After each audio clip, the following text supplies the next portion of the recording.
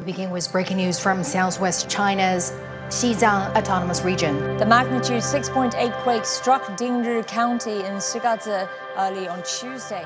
Multiple aftershocks happened.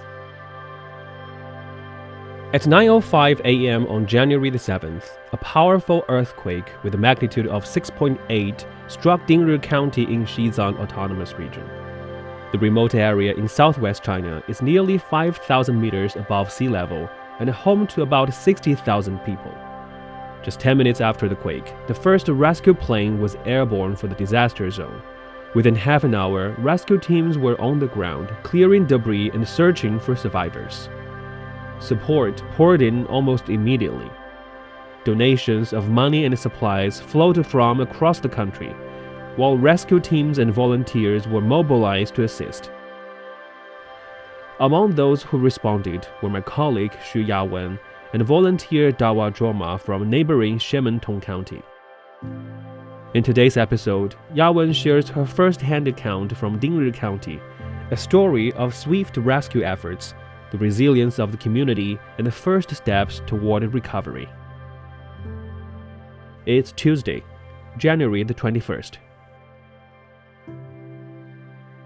So, Yawen, what were the donations that Dawa Zhoma brought to the people affected by the earthquake? Well, Dawa Zhoma, she was one of the volunteers I encountered in Dingri County in China's southwestern Xizang region. She's originally from Xizang County, where she drove for about 4 hours to Zuocuo village in Chuluo Township, Dingri County, one of the regions most affected by the earthquake in Xizang. So on the 4th day after the earthquake struck the region, she and her friend brought warm winter clothing and shoes to local children. Why she did that? Because she found out by research and asking around about what they need the most at the region.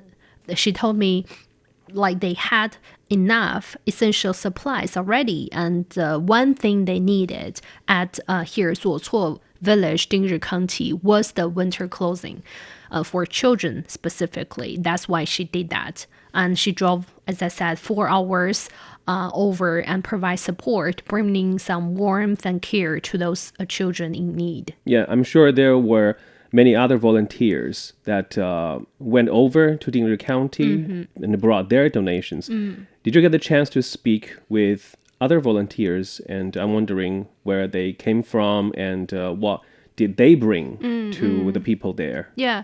Yes, you're right. I saw a substantial number of volunteers both on my flight from Lhasa to Xizang and also upon my arrival in Dingri County. And these volunteers brought essential supplies like clothes, food, medical supplies, temporary tents, and also prefabricated houses. And also, we saw like professional teams who worked as translator and psychological counselors went there to help. I'll give you one example. So on my flight to Xizang, a lady sitting next to me, she flew in from Shanghai.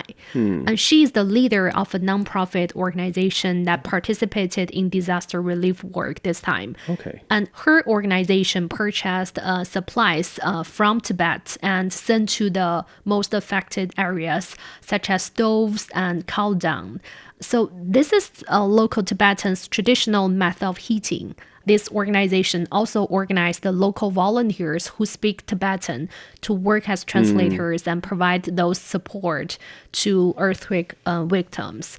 On top of that, I saw volunteers from Lhasa, from surrounding provinces like Sichuan, and also from Xizang, Shannan, Gansu, Qinghai Chamber of Commerce.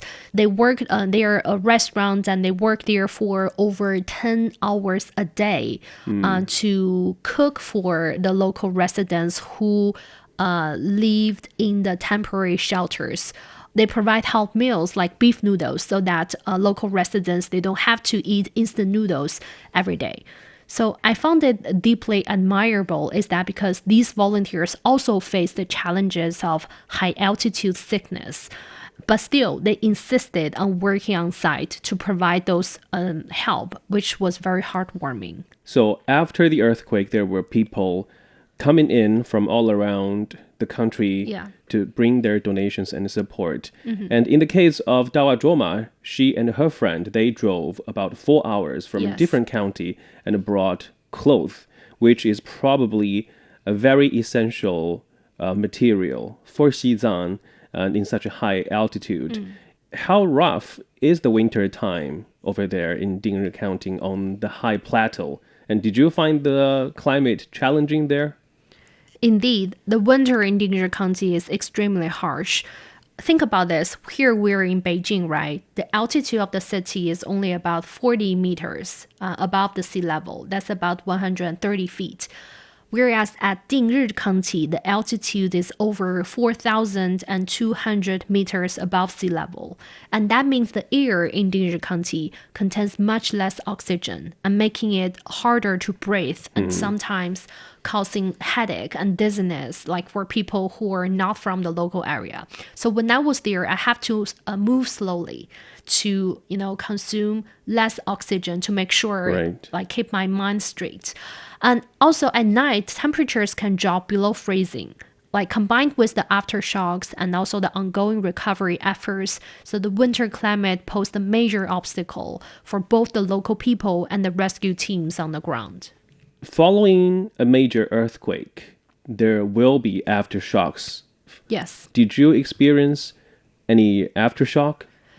We can't say it's 100% safe, but I'll tell you, every day after I went there, we experienced aftershocks. Most on of a daily basis. On the daily basis. When we were outside covering news, you don't feel it that much, but especially after we returned to the hotel, when I was working on my laptop or when I was lying on the bed, you can feel it, even though it was mild. Right. Most of the time, it was below the magnitude of 4. But some were very strong, reaching magnitudes of 4.9 or 5. That was the day before I left.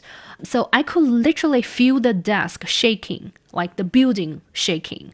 And it just reminded me of how difficult and challenging the situation still was for local residents. Right. But the good thing is they were living in the tents. On the ground, you couldn't really, there's no roof over your head. So it wasn't that much dangerous as before, but still, it was challenging. So the earthquake took place on the 7th of January, and which was the day that you arrived in Dingri County? The 10th. The 10th? Yes. So 3 days after the earthquake, what was your first impression of the place? My first impression was one of the devastation. Many buildings had collapsed, especially at Dingri County's Changkou Township, Suogong Township, and Julo Township. These townships were particularly heavily affected. However, what stood out to me was the resilience of the people and also the speed of the rescue and resettlement efforts. So many survivors had already been relocated to safe tents and prefabricated houses. And those houses were very close to their original damaged houses. So government forces and volunteers were also working together to help the community recover from the shock. So that was one of the, good stuff after the earthquake. And there were people that came from as far as Shanghai, all the way to the west of China to bring their support to those affected by the earthquake. What pulled people together? Why do you think people were willing to contribute in such a, let's say, a dangerous environment? Well, many people were deeply moved by the sense of community and solidarity in the face of such a tragedy. So volunteers, as you said, from very far away, Shanghai, Beijing, or nearby province, Sichuan, have all, being moved and connected, have this personal connection to the affected areas. they desire to help others, like in need, and that desire is really strong. And volunteering in such a crisis has become a growing part of China's disaster relief culture, especially after the 2008 Wenchuan earthquake, when people from across the country mobilized quickly.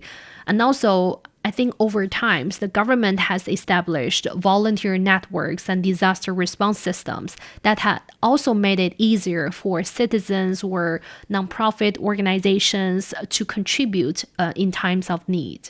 But at the same time, with such a large amount of support and people coming to Dingri County, was it difficult for the local government or let's say the coordination center to mobilize everybody and especially to prioritize the most needed work? I think it was really impressive for me to see that the government's rapid response were in place as soon as the earthquake took place. And I think it's mainly because of three key factors: the strong governance, a well-coordinated emergency response system, and also advanced infrastructure. So we know shortly after the earthquake, President Xi Jinping, he ordered an all-out rescue effort aimed at saving lives and minimizing injuries.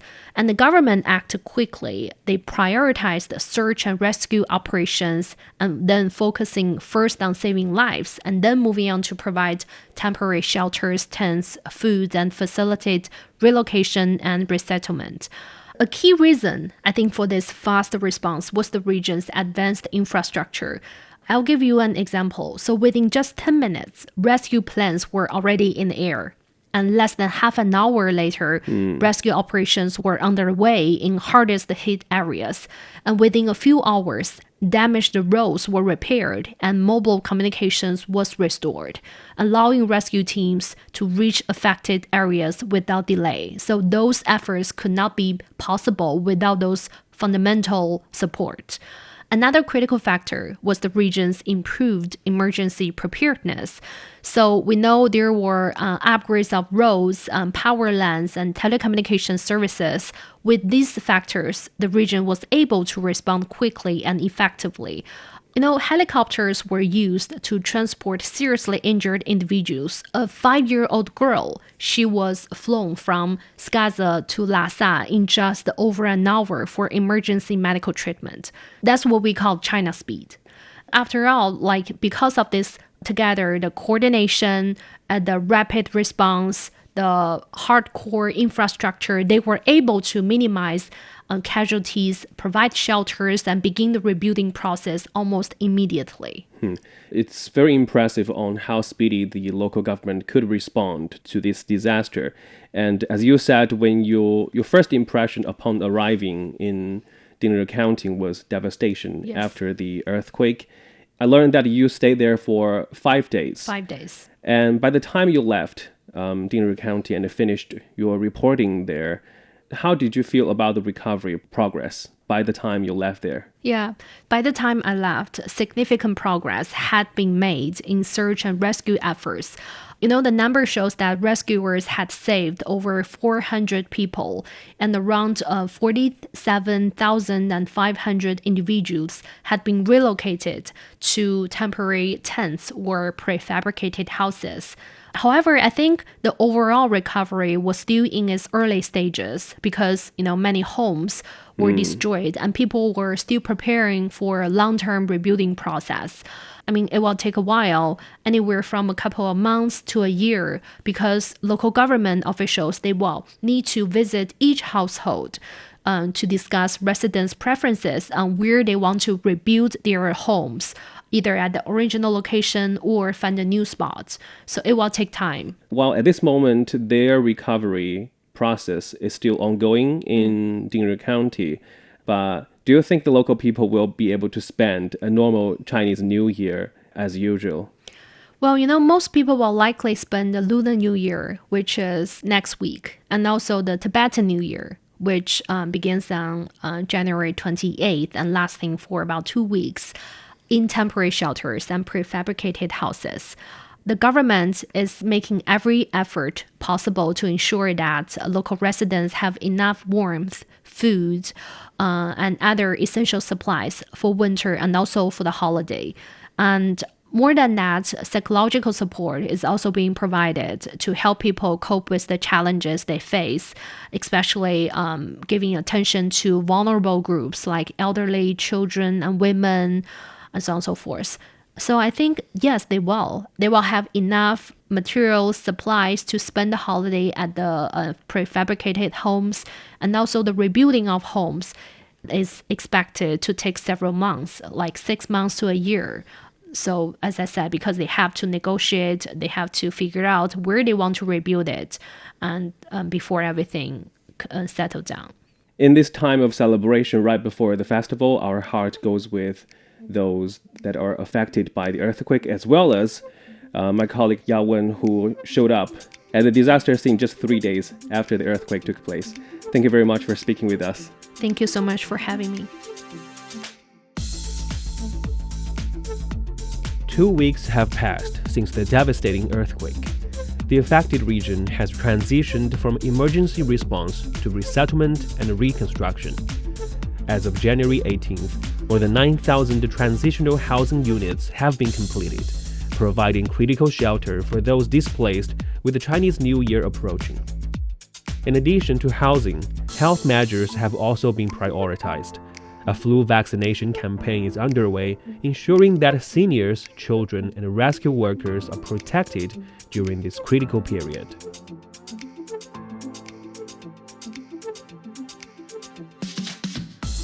And that brings us to the end of this episode of Deep Dive. If you enjoyed what you just heard, don't forget to follow us on your podcast platforms. Just search for Deep Dive. You can also leave a comment to let us know what you want to learn about China and beyond. This episode is brought to you by me, Li Yunqi, and my colleagues Zhang Zhang and Qi Zhi. Special thanks to CGTN radio reporter Xu Yawen. I'll see you in the next one.